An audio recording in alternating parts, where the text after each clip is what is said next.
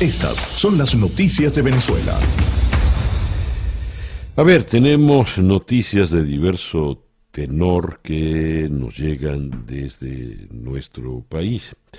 A ver, hablando de petróleo, Reuters informa que detienen la producción de gasolina en la refinería de Cardón. El craqueador catalítico de la refinería, clave en la producción de gasolina, se detuvo el viernes por una falla, según dijeron dos líderes sindicales y dos trabajadores. Los bajos despachos de gasolina persisten, excepto en un menor nivel en Caracas, debido a que la producción de la red de refinación de 1.300.000 barriles diarios está muy reducida por años de desinversión, mala gestión y sanciones que limitan su debido mantenimiento e importación. Así como leemos esa noticia, en su noticiero tenemos: continúa el derrame petrolero en las refinerías del Centro de Refinación de Paraguaná. Continúa el vertido de hidrocarburos en el mar en el Centro de Refinación Paraguaná, es la advertencia que realiza el profesor de la Universidad Simón Bolívar, Eduardo Klein, quien viene reportando desde hace una semana el derrame en la zona. Las imágenes satelitales más recientes, publicadas el 17 de octubre, por el investigador del Laboratorio de Sensores Remotos y coordinador de la Unidad de Gestión de Análisis Geoespacial de la Fundación de Investigación y Desarrollo de la Universidad Simón Bolívar, dan cuenta de que las refinerías de Cardón y Amuay están descargando crudo libremente y que su impacto se extiende por más de 15 kilómetros en el Golfo de Venezuela. Y por si fuera poco, tenemos el caso del petrolero en el oriente, el petrolero que está a punto de hundirse.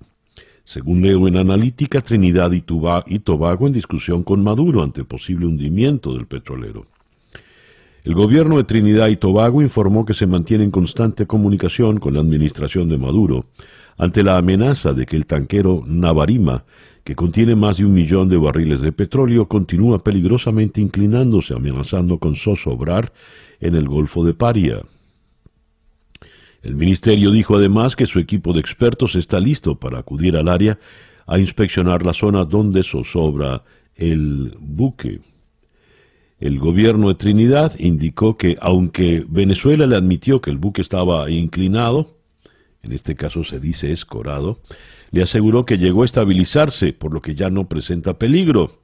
Sin embargo, el Ministerio de Trinidad indicó que quería asegurarse de eso y que en varias ocasiones le ha escrito a la administración de Maduro para tener acceso y tomar sus propias determinaciones.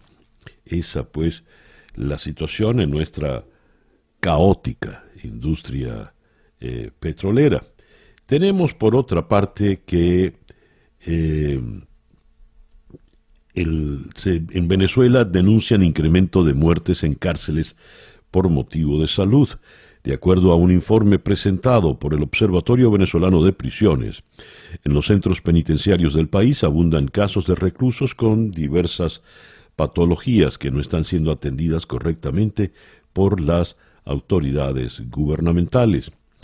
Carolina Girón, directora de la ONG, que vela por los derechos de los privados de libertad, alerta que entre octubre del año pasado y abril de de las 55 muertes que contabilizaron en los centros penitenciarios, 40 fueron por motivos de salud, la mayoría ligados a desnutrición y hacinamiento, según la ONG. Fíjense que no eran las cifras por COVID, como podríamos haber sospechado en un primer momento.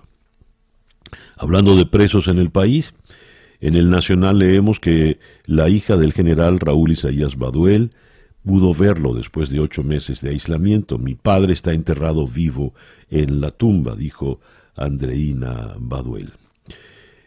Andreina informó el sábado vía Twitter que pudo ver a su padre luego de 8 meses de aislamiento. Escribió: luego de 8 largos meses de aislamiento inhumano, aproximadamente 1 hora, pudimos ver a Raúl Baduel. Está enterrado vivo en la tumba. Está firme en sus principios, convicciones y fortalecido en Dios, a pesar de ser sometido a violaciones de derechos humanos. En febrero, los hijos del general Baduel denunciaron que su padre terminó sacado de las instalaciones de Fuerte Tiuna, lugar donde permanecía detenido desde mediados del 2019. Su hija responsabilizó a Maduro por cualquier cosa que pudiera ocurrirle al exministro de la Defensa, el hombre que rescató a Hugo Chávez aquel 13 de abril del año 2002. Así paga el diablo, decía. Y mientras ese es el drama de la hija del general Baduel, a Sebastiana Barraez le leemos sobre el drama de Loredana Hernández, hija del general Héctor Armando Hernández da Costa, quien estaba preso desde hace más de 2 años en los calabozos de la DGCIM, la Dirección General de Contrainteligencia Militar. Es una muchacha de apenas 20 años. Escribe Sebastiana, quizá no es el amor natural por su padre el que impresiona, es la fuerza para defenderlo. Él está acusado del supuesto magnicidio y dice la joven Loredana, mi papá nada tiene que ver con el magnicidio, y así se demostró en la mesa de detenciones arbitrarias de Naciones Unidas, que se debatió punto por punto de por qué él es inocente. Esa fue una mesa de diálogo entre representantes de Naciones Unidas con el gobierno venezolano. Nosotros dábamos nuestro testimonio y ellos lo refutaban, así fue durante 1 año y se demostró que mi papá es inocente. Mi tema de conversación siempre es mi papá. Yo ya no soy feliz. Me acabo de graduar hace 2 meses y mi papá no está tampoco en los cumpleaños. Las navidades no existen. Si, por ejemplo, me como un helado, me siento mal. Me siento la peor hija del mundo. Lo único que queda es luchar. Es el testimonio de Loredana. Eso, pues, en el país donde tortura, asesina y criminaliza la dictadura de Nicolás Maduro. Y hablando de derechos humanos, y Nicolás Maduro arremetió duro, y eso lo leo en el Pitazo, contra Human Rights Watch. Maduro criticó ayer al director de las Américas de Human Rights Watch, José Miguel Vivanco, por denunciar el trato a los migrantes retornados a Venezuela. Esto lo hizo en cadena de radio y televisión. Pusieron a Vivanco otra vez a decir mentiras. Según Maduro, Venezuela ha recibido a 134.975 migrantes, de los que 9.083 han resultado positivos al COVID-19, entre el 6 y el 10%, a los que se les da atención médica gratuita de calidad que le niegan en Colombia, que le niegan en Brasil. Evidentemente aquí el que miente es el señor Maduro. Y cerramos la información sobre Venezuela con esta información.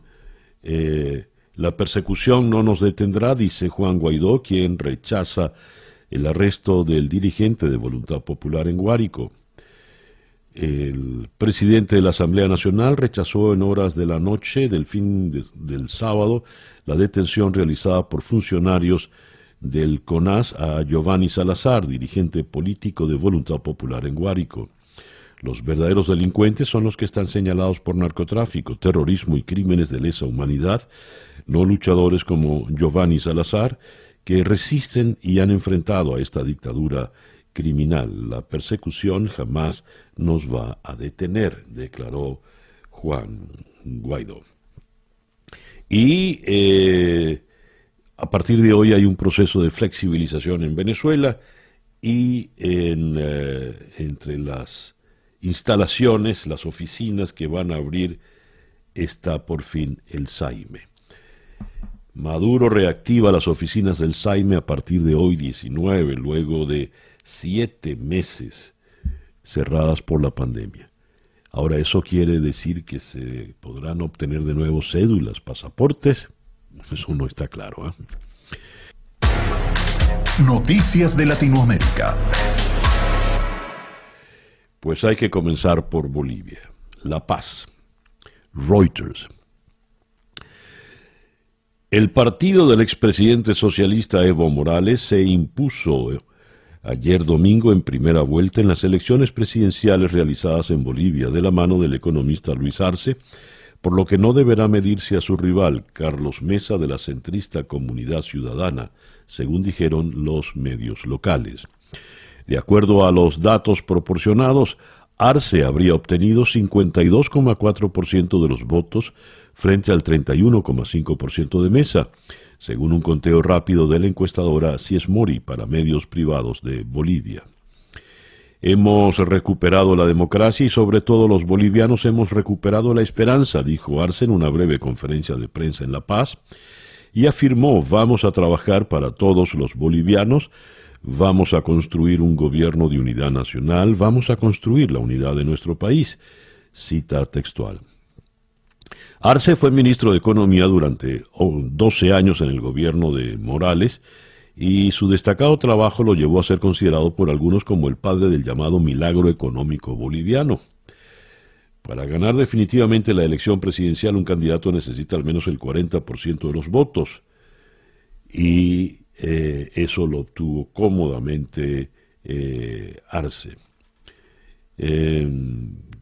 Yanine Áñez en el Twitter dijo: aún no tenemos cómputo oficial, pero por los datos con los que contamos, el señor Arce y el señor Choquehuanca han ganado la elección. Felicito a los ganadores y les pido gobernar pensando en Bolivia y en la democracia.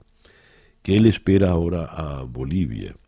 Escribía Ramón Piñango en un tuit que debemos aprender los venezolanos, o que podemos aprender los venezolanos de lo ocurrido en Bolivia. Es una buena pregunta que sin duda hay que responder con celeridad. La Nación en Buenos Aires. La Argentina, el país con más muertes diarias por millón.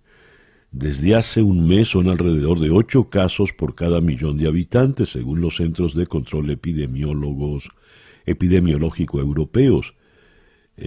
Sin embargo, abrieron las escuelas y hay emoción por la reapertura de escuelas primarias en la capital argentina. Cruzamos los Andes y vamos hasta Chile. Esta información es de Associated Press. Decenas de miles de chilenos conmemoraron ayer, domingo, el primer aniversario del estallido social que en 2019 derivó en protestas masivas que obligaron a los políticos a pactar un plebiscito para reemplazar la constitución legada por la pasada dictadura militar. Mientras los manifestantes festejaban pacífica y festivamente en Plaza Italia, el principal centro de las protestas en la capital chilena, en calles aledañas, encapuchados atacaron 2 iglesias, incendiaron una oficina de seguridad social y vandalizaron algunos comercios. La manifestación, convocada por llamados anónimos en redes sociales, se desarrollaba bajo estricta vigilancia policial para evitar desórdenes y desmanes. La policía desplegó 40.000 del total de 60.000 efectivos en las calles y calculó que hubo unos 25.000 manifestantes, aunque sus estimaciones suelen ser inferiores a las de grupos sociales y de la prensa. Grupos de encapuchados atacaron a media tarde una parroquia institucional de la policía, que a comienzos de año fue incendiada por enmascarados. Los sujetos sacaron algunos objetos y armaron una barricada encendida en la calle, mientras en el interior hubo un brote de incendio controlado por el carro lanzaagua de la institución y luego por bomberos. Al anochecer el fuego se reactivó y las llamas envolvieron el inmueble. Horas antes, incendiaron la iglesia de la Asunción, cercana al centro de las protestas pacíficas, que fue consumida por gigantescas llamas que envolvieron el edificio y consumieron por completo su cúpula y el campanario. También hubo algunos saqueos en comercios de estaciones de gasolina. Además, prendieron fuego a oficinas de una empresa de seguros que no pudo ser apagada por bomberos debido a que incidentes cercanos les impidieron trabajar. Al atardecer, los sujetos levantaron más barricadas encendidas. ¿Qué es esto? ¿Qué ocurrió en Chile? ¿Por qué incendiar iglesias?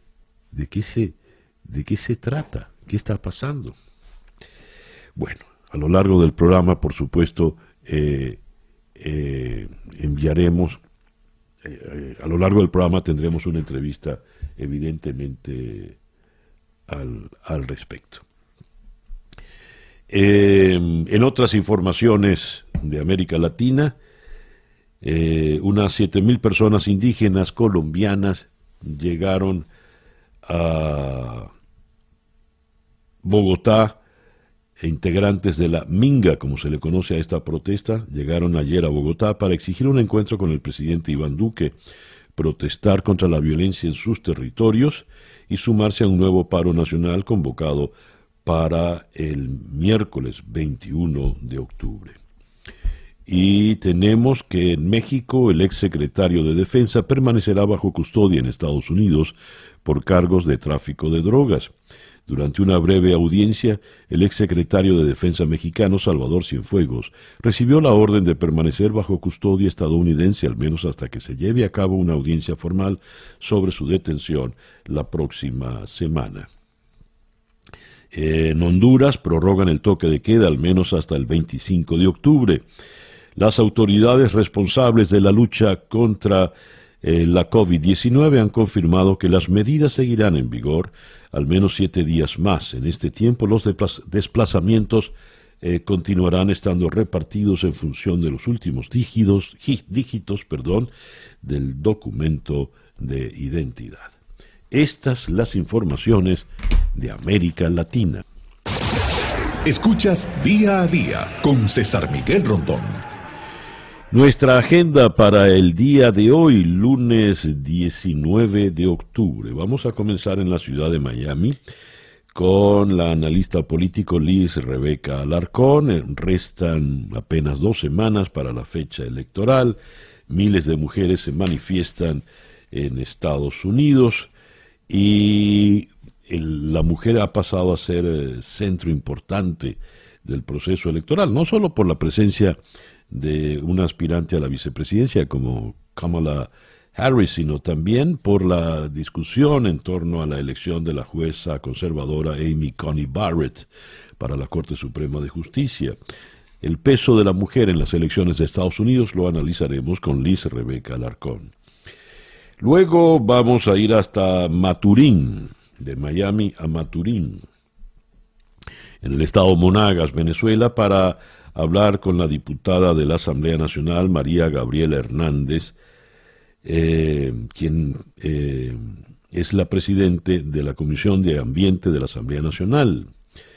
La Comisión del Ambiente, Recursos Naturales y Cambio Climático de la Asamblea reiteró el llamado público y comunicacional que hiciera el pasado 13 de agosto de alerta de riesgo de derrame petrolero en el Golfo de Paria, en el oriente de Venezuela, que pone en riesgo la riqueza de la biodiversidad de las costas venezolanas y el Caribe. Ya habíamos leído pues toda la situación terrible con derrames y el buque que está escorado allí frente a Trinidad. 1 millón de barriles de petróleo tiene. De Maturín vamos a ir a la ciudad de La Paz, obviamente, para conversar con el doctor Marcelo Arequipa. Él es doctor en Ciencias Políticas y profesor en la Universidad de La Paz. ¿Qué pasó en La Paz? ¿Qué pasó en Bolivia? ¿Cómo llegó y de qué manera el partido de Evo Morales de nuevo al poder? ¿Por qué? Trataremos de buscar esas respuestas. De La Paz vamos a ir a París para conversar con Amanda Sánchez, la periodista de Caracol Radio en la capital francesa. Miles de personas salieron ayer a las calles en Francia en homenaje al profesor decapitado por un terrorista islamista. El brutal ataque en el que la víctima fue desmembrada y su cabeza mostrada en Twitter por el autor ha conmocionado a un país orgulloso de sus valores republicanos y que ha sufrido ya una larga serie de atentados islamistas. De París vamos a Santiago de Chile para conversar con el periodista de la Televisión Nacional de Chile, Mauricio Huentenao, a propósito de los terribles e inexplicables, injustificables sucesos del día de ayer. ¿Por qué se incendiaron 2 iglesias? ¿Porque dizque son de los carabineros? Y de allí vamos a ir a Buenos Aires, de Santiago, vamos a Buenos Aires para conversar con el doctor Alejandro Ferro, infectólogo, fue secretario de Salud en la Argentina. Argentina está acorralada en este momento por el COVID-19. Y ya como leíamos en el titular de La Nación en Buenos Aires, pues prácticamente contra la pared, tiene el peor récord de muertes por cada millón de habitantes. Esa pues nuestra agenda para el día de hoy, lunes 19 de octubre del año 2020. El editorial con César Miguel Rondón.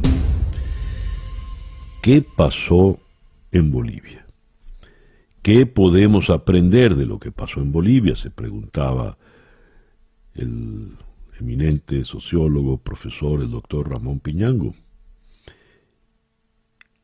¿Qué podemos aprender?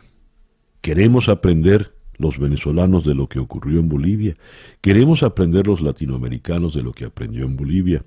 Por supuesto, la discusión ha de ser intensa, ha de ser llevada adelante con calma, serenidad y mucha claridad. De bulto está la terrible división de la oposición boliviana. De buenas a primeras, mientras en un primer momento hay un enfrentamiento hacia lo que representó Evo Morales y su revolución socialista, luego vienen las fracturas dentro de la oposición. Dos expresidentes, Jorge Tuto Quiroga, que de milagro figuró en pizarra, y Carlos Mesa, aspiraban a volver a gobernar, y hasta la presidenta interina Yanine Áñez, quien había causado excelente impresión por el manejo que estaba haciendo de la transición, terminó lanzándose a la presidencia. Parecía más bien una rebatiña. Ante esta división, pues, surgió un grupo coherente, liderado desde la Argentina por Evo Morales, y ahí están, de nuevo en el poder y sin necesidad de segunda vuelta. Lo que quiere decir que lograron capitalizar el sentir boliviano. Algo hicieron ellos que no hicieron los demás, sobre todo mantenerse unidos. Ya veremos qué aprendemos, si algo aprendemos.